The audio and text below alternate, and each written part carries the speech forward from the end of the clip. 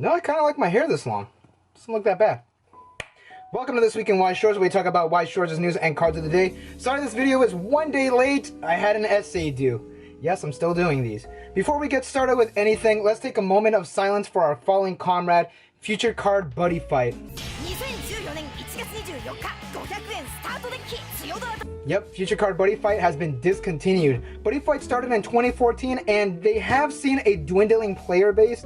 I personally did like the mechanics of the game, and I tried it out when I was in Anime Expo in 2019, and I even bought a Girls Band Pico booster box, and I was considering building a dangerous vegetable deck until I figured out that it really wasn't that budget.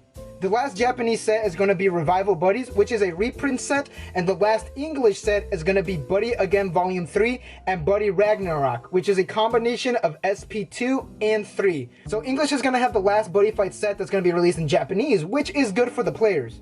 Tournament support is going to last until May 31st, 2021, so there is still some time. You can still play your decks, and if you've never experienced a Buddyfight tournament, you could go ahead and participate. Alright, so now my thoughts. The one issue that I see with card games is that if the main driving force is an anime, you're only going to have a limited amount of time in the spotlight, especially now. And I know, Yu-Gi-Oh is a big exception. The thing with Yu-Gi-Oh is that it came out around the time when there was no other competing card games.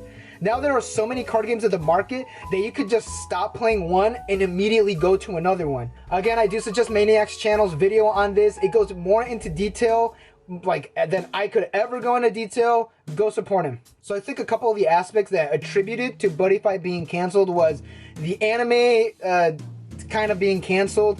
The meta, from what I've heard of, is a shit show, and Yu-Gi-Oh! 7's coming out, which kind of has the same mechanics as Buddyfight, but not really. Lastly, I think the big nail in the coffin was Rebirth for You. It always seems like when Bushiroad brings in a new card game, they cancel an existing one. And when Buddyfight announced that they're gonna have collaboration sets, I kind of took that as a sign that things weren't going that well. Now, Vanguard also has collaboration sets, but it kind of seems like it's different. The thought behind having Vanguard collaboration sets is different from having Buddyfight collaboration sets. From what I see it, Buddyfight tried to bring in more players, but they just couldn't keep a hold of them because most players were only interested in that one set.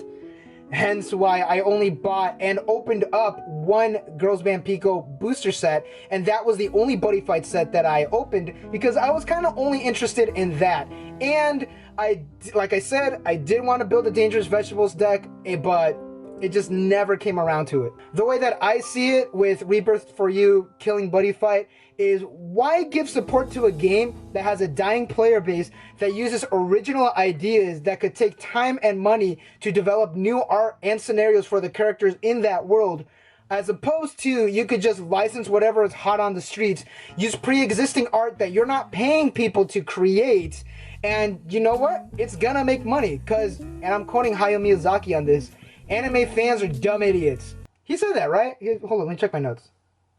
Yeah, I'm paraphrasing. He said something along the lines of that. So with Buddyfight coming to an end, one can assume that Weiss Schwarz is next on the chopping block. That's a good joke, right? Weiss is never gonna end. You hear that? It's never gonna die. I don't know who the fuck I was yelling at. So the person that created Buddyfight did create something called Project Dominator back in like 2017 or something like that. It was a good while ago. So he's still in the business, and hey, who knows, they might bring the mechanics of Buddyfight back in a reboot, kind of like they did for Rebirth for You.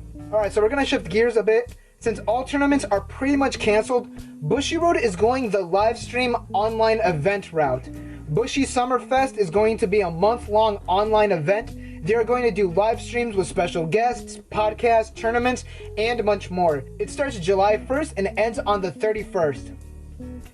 Yeah, okay.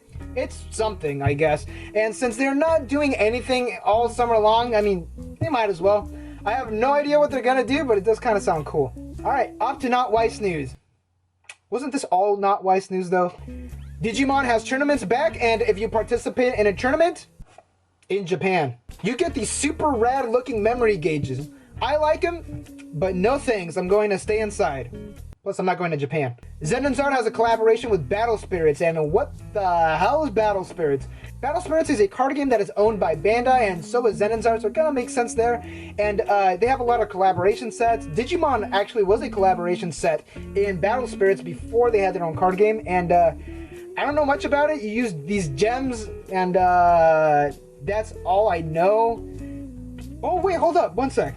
I had to dig this out. I forgot I had this. This is actually a Battle Spirits demo deck. Let's crack this open. I haven't opened this in a while. Oh, all the cards are bent.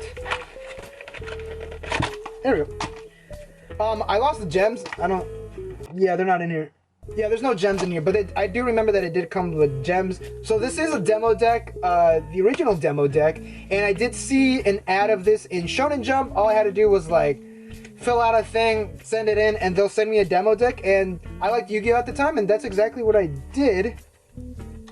Other than that, can't really tell you much about the game. There was only one demo deck, so I had no one to play with. It does say 8/14/2009 on the package. You probably can't tell, but it says right here the day that it came out. I don't actually know if any sets were actually released for Battle Spirits, but yeah, kind of neat. Wish I still had the gems, but yeah, neat little thing. They're all super bent, but pretty cool. Speaking of Yu-Gi-Oh! Yu-Gi-Oh's having another one of their deck voting contests. What the fuck is the Tour Guide archetype? There's like 2, maybe 3 cards at most, unless you count Tardy Orc, which like, it's kind of pushing it. I personally am going to vote for Ice Barriers just to see how they fix this archetype, because I am pretty damn curious. I'm not. I'm voting for Tour Guide. Oh, the Kaijus, damn. I don't know. We're gonna have to. Yeah, Tour Guide. Off to the cards. We were actually given a lot of cards in Magia Record, like a lot, like oh my god. I'm gonna try to gun right through them super quick, but before that, let me give you a little history of how they gave us that. So they gave us all of the cards without the pictures, just the effects and like the info of the cards, and we were like, cool, I wonder what these look like. Almost the next day they gave us all the art, so like, whoa, again, it's a lot, so bear with me. Proving the rumors, Momoko gives 500 to a character at the start of your opponent's attack phase and pay 1, tap self-savaging Brainstorm. Comrade of Makazuki via Suruno gives 1k5 if you have 2 or less stock and she is a drop search. Searching for younger sister Iroha is a global 500 when you do not cancel the damage you received and you have 2 or less markers under this card. You could put a level 2 or higher from your waiting room under this card as a marker. At the start of your main phase, if you're at level 2 and you have 3 or more markers, you can pop this card and play Iroha's Doppel from your waiting room to where this card was. Iroha's Doppel gains 2k during your turn when this is played by the effect of searching for your younger sister Iroha. At the start of your climax phase, pop an opponent's character. And at the start of your draw phase, send this card to the waiting room, play Comrade of Makazuku via Iroha where this card was. Iroha heals on play by the effect of Iroha's Doppel or from hand, and climax combo. On attack, if you have to heal the younger sister in play, you could pay 2, ditch 2. You could declare a number, 2, 3, or 4. You burn for the number that you declared, and she gains 4k for the turn. The climax is a 1k1 and a choice when triggered. Jesus, Madoka, that is a lot to cover. So you need this card on the field. Super easy to get markers because my friend, you're going to take damage.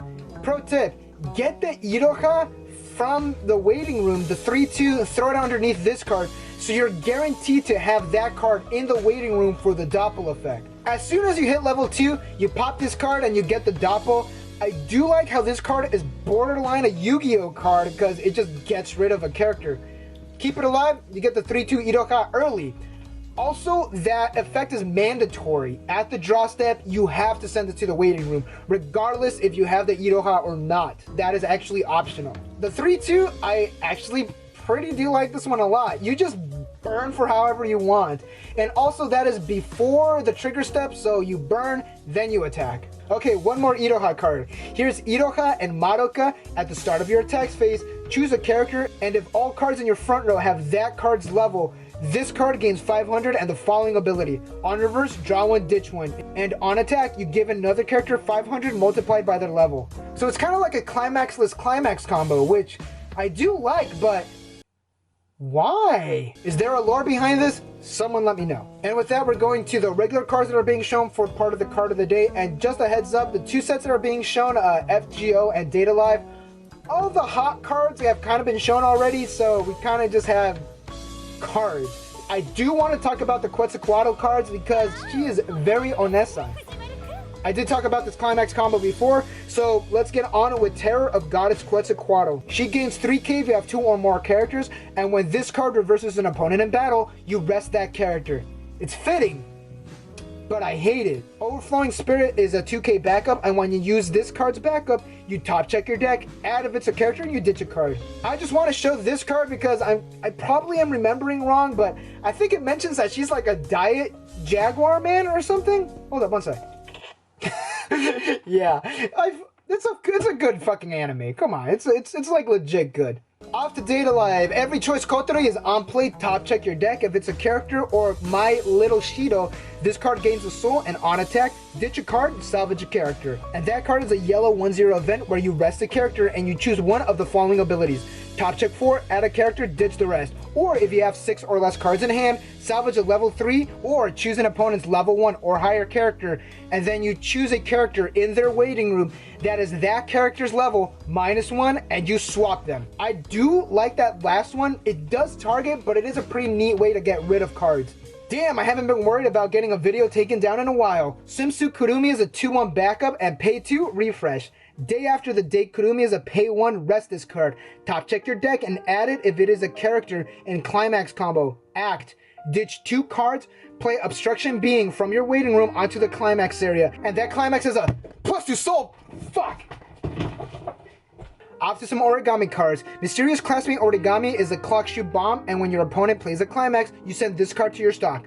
A Moment in Spring Origami states that you cannot salvage during the attack phase, and she is an interceptor. 3k for an interceptor can be pretty tough to run over, and there she goes to a bomb. Never mind. Tobichi Origami is on attack, anti-backup, and on play, top check 3, add 1. And on attack, if you have Revenge for 5 years ago in play and you have 4 or more other characters, this gains 1k for the turn and you mill the bottom 4 cards of your opponent's deck. You burn 1 for each climax milled. Now these effects are great, don't get me wrong, but another card that mills from the bottom of the deck, there has been a lot of those running around. And with that, thank you all for watching. What did you think of the Magia Record cards? I do like that 3/2 Iroha though. Did you play Buddyfight or did you ever invest in a Buddyfight set? And what card game is next on the chopping block? Are you going to be in the summer Bushiroad live streams? I'm probably going to be watching a couple here and there just to see what they're like. And with that, thank you all for watching. Don't forget to like and subscribe, and I will see y'all in the next one.